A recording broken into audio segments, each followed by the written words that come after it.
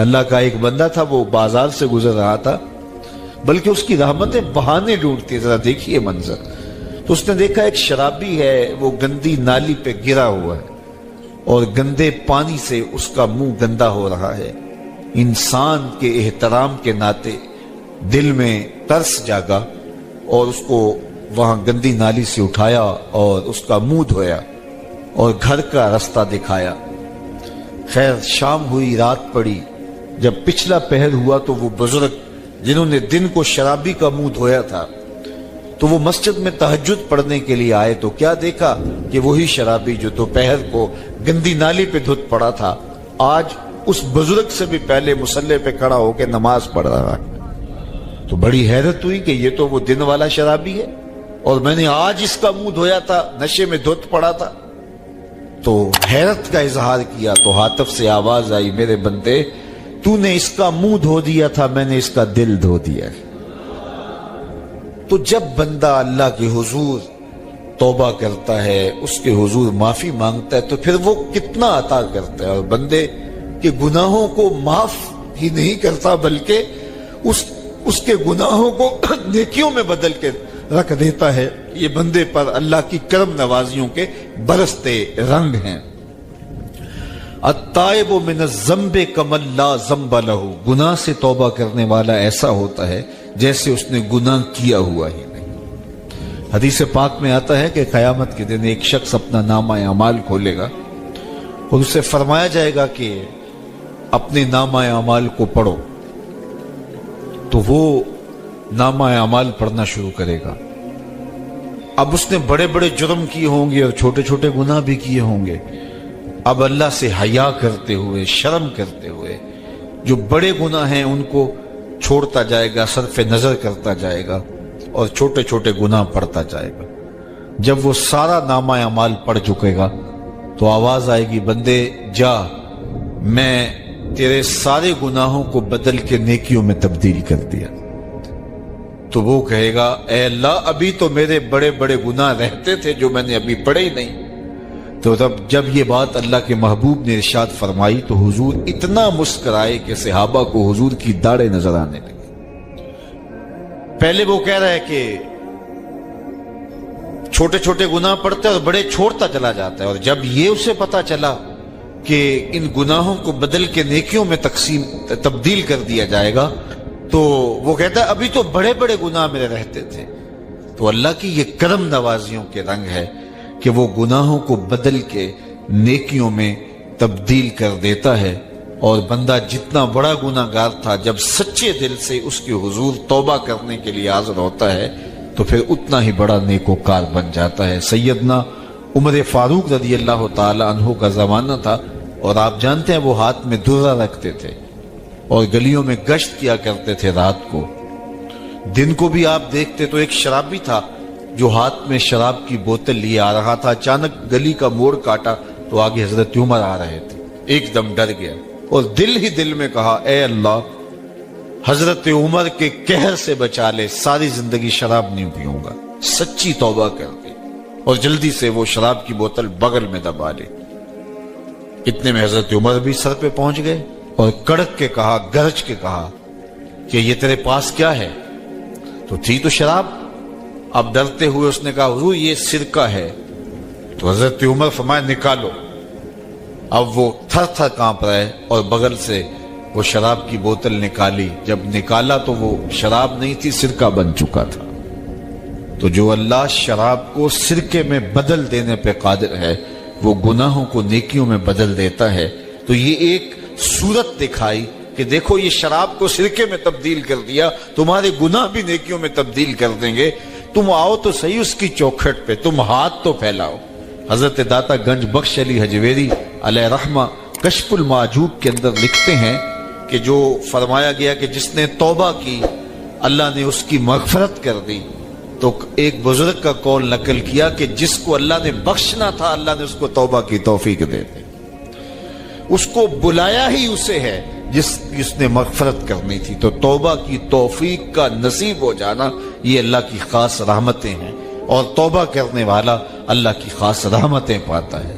توبہ کرنے والا جب اس کے حضور حاضر ہوتا ہے تو تو اللہ تعالیٰ اس پہ بہت خوش ہوتا ہے۔ اللہ کے محبوب علیہ السلام نے باقاعدہ ایک مثال سے یہ حقیقت سمجھائی کہ توبہ کرنے والے کے لیے اللہ کی خوشی کا عالم کیا ہوتا ہے، اللہ کیسے خوش ہوتا ہے توبہ کرنے والے پر۔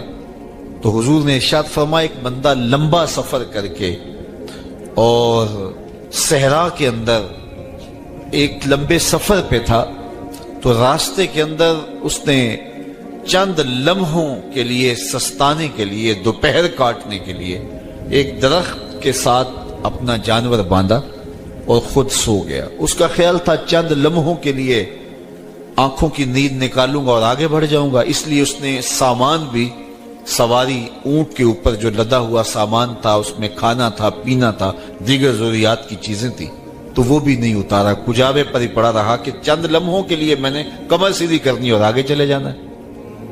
تو تھوڑی دیر کے بعد اس کی آنکھ کھلی تو کیا دیکھتا ہے کہ اونٹ ماں ساز و سامان کے غائب ہے۔ تو صحرا میں اونٹ کا گم جانا زندگی گم جانے کے مترادف ہے۔ تا حد نظر نہ کوئی آبادی، نہ کوئی انسانی وجود، تو پھر زندگی نہیں موت کے منہ میں اپنے آپ کو دھکیل لینا ہے جنگل میں، اگر آپ کے پاس کچھ باقی نہیں بچتا ہے۔ تو اس نے دیکھا کہ سواری غائب ہے، سواری غائب ہے تو اس کے اوپر جو سامان تھا وہ بھی غائب ہے، تو وہ دائیں بائیں بھاگا دوڑا اس خیال سے کہ میں جو ہے وہ اپنی سواری کو تلاش کر لوں، لیکن سواری نہیں مل پائی۔ تو پھر وہ دوبارہ آیا اور اسی جگہ بیٹھ گیا، اب موت کا انتظار کرنے لگا۔ چونکہ صحرا میں سواری گم گئی اور میلوں تک انسانی آبادی ہی نہیں ہے، تو وہی پیاس سے ہلکان ہوا، بے چین ہوا، وہاں درخت کے ساتھ ٹیک لگا کے موت کا منتظر ہو کے بیٹھ جاتا ہے، اور یوں بیٹھے بیٹھے اس کی آنکھ لگ جاتی ہے۔ اچانک اس کی آنکھ کھلتی ہے تو کیا دیکھتا ہے کہ اونٹ ماں ساز و سامان کے پاس کھڑا ہے۔ تو اونٹ کا ملنا زندگی مل جانا تھا، تو وہ اتنا خوش ہوا کہ خوشی سے اس کی زبان بل کھا گئی۔ وہ کیا کسی نے کہا نا کہ جب بھی تیری قربت کے امکان نظر آئے ہم اتنے خوش ہوئے کہ پریشان نظر آئے۔ تو کہنا تو یہ تھا کہ اے اللہ تو میرا رب اور میں تیرا بندہ، لیکن وہ خوشیوں کے ہجوم میں درک گیا اور کیا کہتے ہیں، اللہم انت عبدی وانا ربک، اے اللہ تو میرا رب، تو میرا بندہ اور میں تیرا رب۔ تو اس قدر وہ خوشیوں میں درک گیا کہ اس کو اپنی زبان پہ قابو اور کنٹرول نہ رہا۔ کسی کے آنے سے ایسے ہوش اڑے ساقی کے، شراب سیخ پہ ڈالی اور بوتل میں کباب۔ تو کہتا ہے اللہم انت عبدی وانا ربک، تو میرا بندہ اور میں تیرا رب۔ تو یہ اس کی زبان قابو میں نہ رہی اور وہ بل کھا گیا، خوشیوں کا ہجوم ایسا ہوا۔ تو اللہ کے محبوب نے یہ مثال بیان کرنے کے بعد ارشاد کیا، مجھے بتاؤ اس بندے کو کتنی خوشی ہوئی کہ زبان پہ ہی قابو نہیں، جذبات پہ کنٹرول نہیں، کہنا کچھ ہے بول کچھ رہا ہے۔ تو صحابہ نے عرض کی حضور بہت خوشی ہے، تو فرمایا جس طرح یہ بندہ اونٹ کے ملنے پر واپس آنے پہ خوش ہوا، حتیٰ کہ خوشیوں کے ہجوم میں اس کی زبان بھی قابو میں نہیں رہی، یہ بتا رہا ہے خوشیوں کے وفور کا عالم اور مسرتوں اور جو ہے وہ خوشیوں کی کثرت کا عالم بتا رہا ہے۔ تو فرمایا یہ بڑا خوش ہوا جب کوئی بندہ پلٹ کے مالک کی دہلیز پہ آتا ہے، اللہ اس سے بھی زیادہ خوش ہوتا ہے کہ میرا بندہ میری چوکھٹ پہ آ گیا۔ تو پھر اللہ یہ نہیں دیکھتا کہ اس کے گناہ کتنے، سمندر کی جھاگ کے برابر بھی گناہ ہو تو معاف کر دیے جاتے ہیں، اس لیے کہ میرا بندہ پلٹ کے میری چوکھٹ پہ آیا۔ تو توبہ اللہ کو محبوب ہے، اللہ کو مطلوب ہے، اللہ کو چاہیے کہ بندہ اس کے حضور آئے، اور پھر اللہ جل شانہ اس کی مغفرت و بخشش فرما دیتا ہے۔ یہ موسم نور کے موسم ہے، عام دنوں میں بھی توبہ کرو، دن میں کرو یا رات کو کرو، کسی بھی مقام پہ توبہ کرو، اللہ معاف کر دینے والا ہے۔ لیکن یہ خاص ایام تو ایسے ہیں کہ اللہ کی رحمتیں بندوں کو معاف فرما دیتی ہیں، اور اگر کوئی توبہ کا جو ہے وہ دامن پکڑ کے آ جائے، اس کے حضور حاضر ہو جائے، تو پھر اللہ تعالیٰ جل شانہ بندوں کی خطائیں بھی معاف کرتا ہے اور ان کے گناہوں کو بدل کے نیکیوں میں تبدیل کر دیتا ہے۔ خوش نصیب ہیں وہ لوگ جو ان بابرکت ایام میں اپنی بخشش کا سامان کر لیتے ہیں، اور ان سے بڑا بدبخت بھی کوئی نہیں جو ان سہانے موسموں میں بھی پیاسے رہتے ہیں اور ان موسموں میں بھی ان کی بخشش و مغفرت نہیں ہو پاتی۔ رت سہانی ہو، موسم اچھا ہو، تو مجھے بتاؤ کہ جو اس موسم میں بھی اپنے آپ کو محروم رکھے تو اس سے بڑی بد نصیبی کیا ہوگی۔ اللہ کے محبوب علیہ السلام نے منبر کی تینوں سیڑھیوں پہ قدم رکھتے ہوئے آمین آمین پکارا، تو حضور علیہ السلام سے عرض کیا گیا یا رسول اللہ صلی اللہ علیہ وسلم، ہر سیڑھی پہ قدم رکھتے ہوئے آپ نے آمین کہا، تو آپ نے کس بات پہ آمین کہا؟ فرمایا جبریل امین حاضر خدمت ہوئے اور انہوں نے کہا اس شخص کی ناک خاک آلود ہو جو ماہ صیام رمضان المبارک کو پائے اور اپنی بخشش نہ کروا سکے۔ تو میں نے اس پہ آمین کہا کہ اتنا مقدس مہینہ نصیب ہو، اتنا سہانا موسم آئے اور وہ پھر جہاں کھڑا تھا وہی کا وہی کھڑا رہے۔ میں اور آپ اپنا محاسبہ کر سکتے ہیں۔ موسم رحمت اور فصل نور رمضان المبارک اپنا آدھا سفر طے کر چکا ہے، یہ مبارک مہینہ آدھا سفر اس کا بھی باقی ہے۔ تو میں اور آپ ذرا اپنے آپ کو اپنے ضمیر کی عدالت میں کھڑا کر کے اپنے آپ کو دیکھ کر کے دیکھیں، سوچیں کہ ہم نے ان 15 دنوں کے اندر کتنا سفر طے کیا۔ 29-30 شعبان کو ہم جہاں کھڑے تھے، کیا ہم آج بھی وہیں کھڑے ہیں یا ہمارا کچھ سفر بہتری کا ہوا ہے؟ اور اگر ہم وہیں کے وہیں کھڑے ہیں تو پھر ابھی وقت ہے ہم بقیہ 15 دنوں میں اللہ کی رضا جوئی کے لیے کوشاں ہو جائیں، ورنہ کتنی بڑی وعید ہے۔ جبریل دعا کر رہے ہیں اور اس پہ حضور آمین کہہ کے مہر لگا رہے ہیں، اس شخص کی ناک خاک آلود ہو جو ماہ صیام کو پائے اور اپنی بخشش نہ کروا سکے۔ مجھے اور آپ کو پتہ ہے کہ ہم کہاں کھڑے ہیں۔ بل الانسان علی نفسہ بصیرہ ولو القی معاذیرہ، انسان خود اپنے آپ کو جانتا ہے کہ میں کہاں کھڑا ہوں، وہ اپنے آپ کو خود دیکھتا ہے۔ ایک تو فیصلہ قیامت کے دن ہوگا، نامہ اعمال تولے جائیں گے اور نامہ اعمال کے تلنے کے بعد پتہ چلے گا نیکیاں کتنی ہیں اور برائیاں کتنی ہیں۔ لیکن ایک ہم اپنے ضمیر کے اندر ترازو گاڑ کر کے اپنے عمل تول سکتے ہیں اور ہمیں پتہ ہے ہم نے نیکیاں کتنی کی، ہمیں پتہ ہے ہم نے برائیاں کتنی کی۔ جو نیکیاں کی ان میں اللہ کی رضا کے لیے کتنی کی، لوگوں کے دکھاوے کے لیے کیا کیا، خواہش نفس کے لیے کیا کیا۔ لوگ اس کو نیکی سمجھتے رہے لیکن ہم تو سمجھتے ہیں وہ نیکی ہے کہ نہیں ہے۔ اس طرح جو برائیاں کی وہ تو برائیاں ہیں۔ تو میں اور آپ اپنے ضمیر کی عدالت میں ترازو گاڑ لیں اور اپنے اعمال کو ابھی تول لیں۔ فرمایا گیا حاسبو قبل ان تحاسبو، قبل اس سے کہ تمہارا حساب کیا جائے تم اپنا حساب پہلے ہی کر دو۔ اللہ اکبر، یہ ہے تیرا رب، آجا پلٹ کے، آنا تو تو نے ہے ہی، پھر جو لوگ کندھے پہ اٹھا کے لائیں گے، اچھا نہیں اپنے قدموں سے چل کے آجا، بھاگ تو سکتا نہیں ہے، آنا تو تو نے پھر میری دہلیز پہ ہے، لیکن پھر لوگ اٹھا کے لائیں گے، پھر منہ ڈھانپ کے آتا پھرے گا، اچھا نہیں کھلے منہ سے آجا، میری رحمتیں تجھے بڑھ کے استقبال کرنا چاہتی ہیں۔ میرا بندہ میری طرف ایک بالشت آتا ہے تو فرمایا کہ میں اس کی طرف ایک ذرا آتا ہوں، ایک گز آتا ہوں، اور اگر میرا بندہ میری طرف ایک قدم آتا ہے میں 70 قدم آتا ہوں، اور اگر میرا بندہ میری طرف چل کے آتا ہے اتیتہ ہر والا، میری رحمتیں دوڑ کے استقبال کرتی ہیں اس کو۔ آج آجا، کل تو تو نے آنا ہی آنا ہے، کل لوگ اٹھا کے لائیں گے، بہتر اپنے قدموں سے خود چل کے آجا۔ یا ایھا الانسان ما غرک بربک الکریم الذی خلقک فسواک فعدلک فی ای صورت ما شاء رکبک۔ دیکھ کیسی سونی شکل دی ہے، کیسی صورت دی ہے، کیا جمال تجھے عطا کر دیا ہے، تجھے پتہ ہی نہیں تجھے کیا کیا جو ہے وہ نظم دیے ہیں تیرے اندر، کیا کیا سسٹم اس نے لگائے۔ میرے ایک دوست کے اندر، جو ایک دوست ہے، اس کے منہ کے اندر جو لعاب کی مقدار ہے، وہ جو مطلوبہ مقدار چاہیے اس سے کچھ کم پیدا ہوتی ہے، تو اس کو بولنے میں دقت ہے۔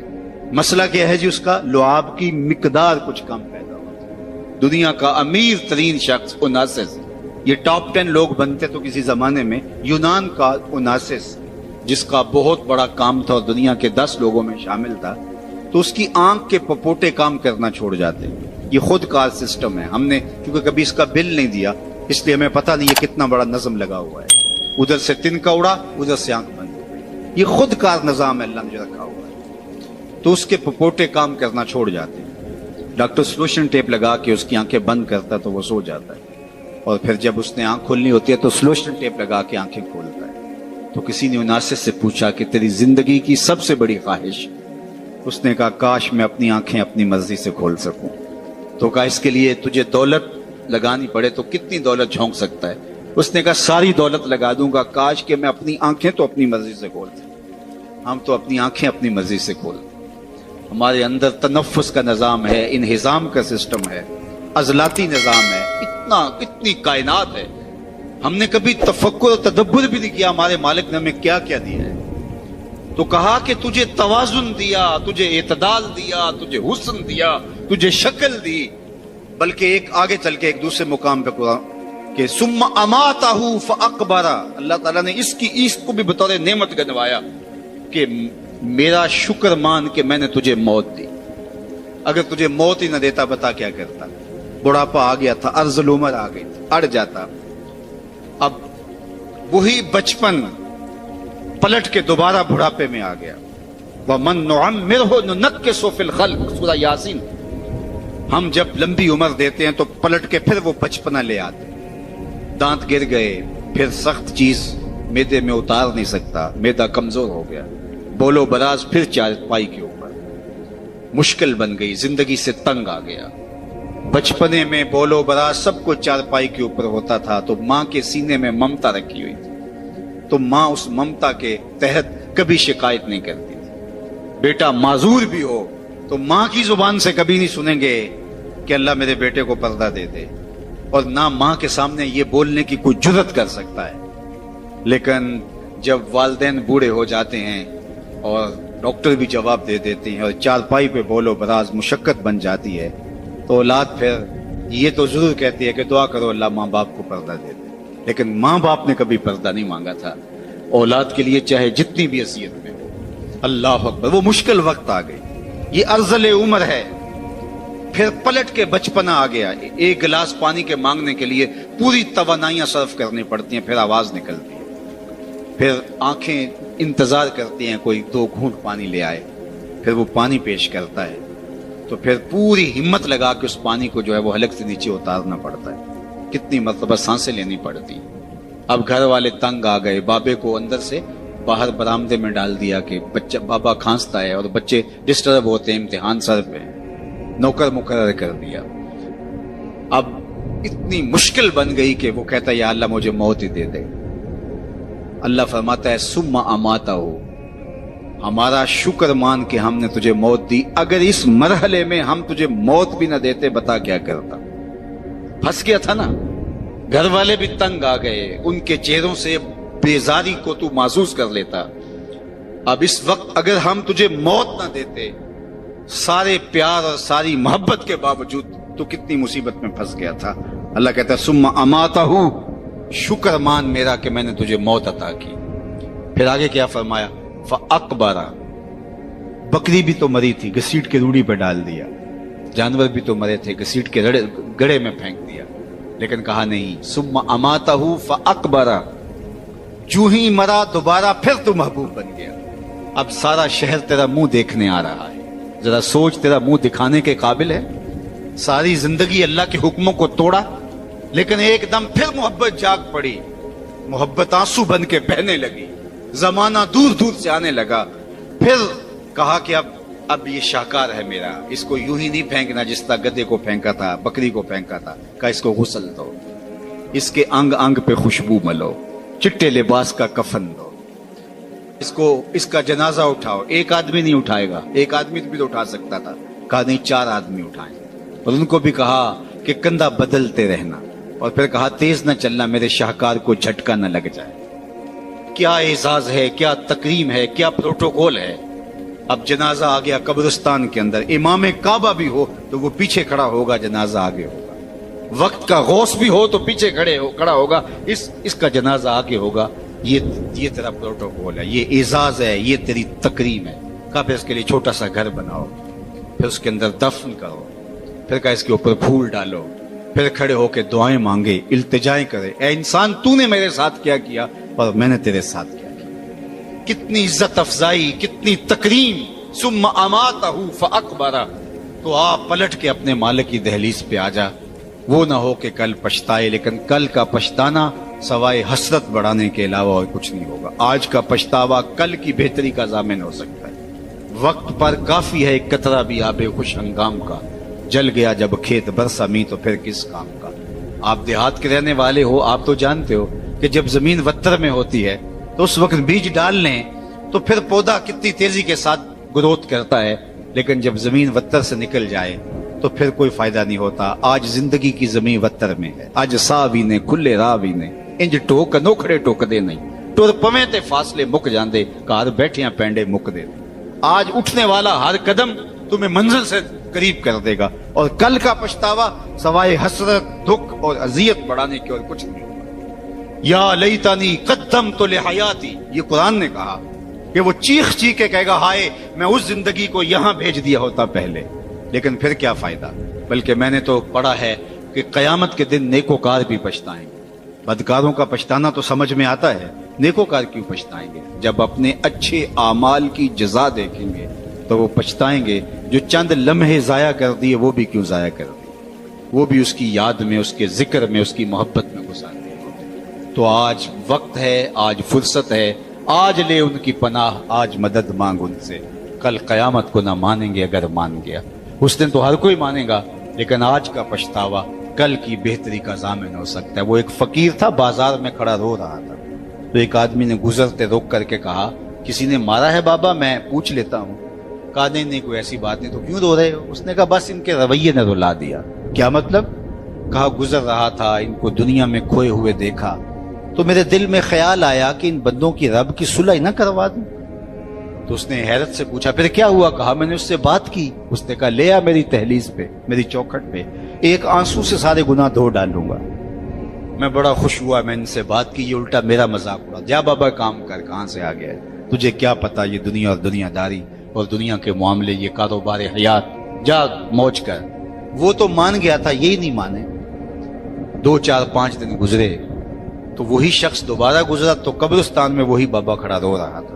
تو وہ پھر رکا، کہا کہ بابا بازاروں میں بھی روتا ہے، قبرستانوں میں بھی روتا ہے، آج کیا ماجرا ہوا؟ کہا ان سے مایوس ہو گیا تھا تو آج میں ادھر آ گیا، تو میں نے سوچا ان کی قبرستان والوں کی رب کی صلح کروا دوں۔ تو اس نے کہا کہ جو ہے پھر کیا ہوا؟ اس نے کہا میں ان سے بات کی، انہوں نے کہا ہم تیار ہیں، لیکن اس سے بات کی تو وہ نہیں مانا۔ آج وہ مان رہا ہے اور کل وہ نہیں مانے گا۔ آج لے ان کی پناہ، آج مدد مانگ ان سے، کل قیامت کو نہ مانیں گے اگر مان گیا۔ آج کا پچھتاوا کل کی بہتری کا ضامن بن سکتا ہے۔ یہ تھوڑی زندگی ہے، یہ ٹوٹ کے بکھر جانے والا خواب ہے، کچھ نہیں ہے اس دنیا کی حقیقت۔ چیز دنیا ہے کیا؟ از خدا غافل بدن، یہ خدا سے غافل ہونے کا نام ہے۔ اللہ کی غفلت موت ہے۔ اپنے آپ کو اللہ کی دہلیز پہ رکھو، پھر یہ دنیا نہیں ہے۔ تمہارا کمائی کر کے لا کے بیوی کے منہ میں لقمہ رکھنا بھی دین کہلائے گا۔ بس اپنے دل کے قبلے کو درست کرنا ہے۔ یہ تھوڑا وقت ہے، زندگی ٹوٹ رہی ہے، ہم سمجھتے ہیں ہم بڑے ہو رہے ہیں، لیکن حقیقت میں ہم چھوٹے ہو رہے ہیں۔ جو قرآن نے کہا ان الانسان لفی خسر، بے شک انسان خسارے میں ہے۔ تو ایک بزرگ تھے، فرماتے مجھے سمجھ نہیں آتی تھی انسان خسارے میں کیسے۔ میں سمرقند کے بازار سے گزر رہا تھا اور ایک آدمی پھٹے کے اوپر رکھ کے برف بیچ رہا تھا اور ساتھ آواز لگا رہا تھا۔ آج کل تو یہ پاپڑ بیچنے والے بھی آواز لگاتے ہیں، تو وہ پھٹے کے اوپر برف رکھ کے بیچ رہا تھا اور آواز لگا رہا تھا، اور آواز کیا تھی؟ ارحموا ارحموا علی من یذوب راس مالہ، وہ گزرنے والوں میرے پہ ترس کھاؤ، میں ایسا تاجر ہوں جس کا راس المال پگھلتا جا رہا ہے۔ کیونکہ برف ایک ایسا سودا ہے جو گاہک کا انتظار نہیں کرتا۔ آپ کوئی اور چیز بیچتے ہیں، کپڑا بیچتے ہیں، ہو سکتا ہے کل دعانے مہنگا ہو جائے۔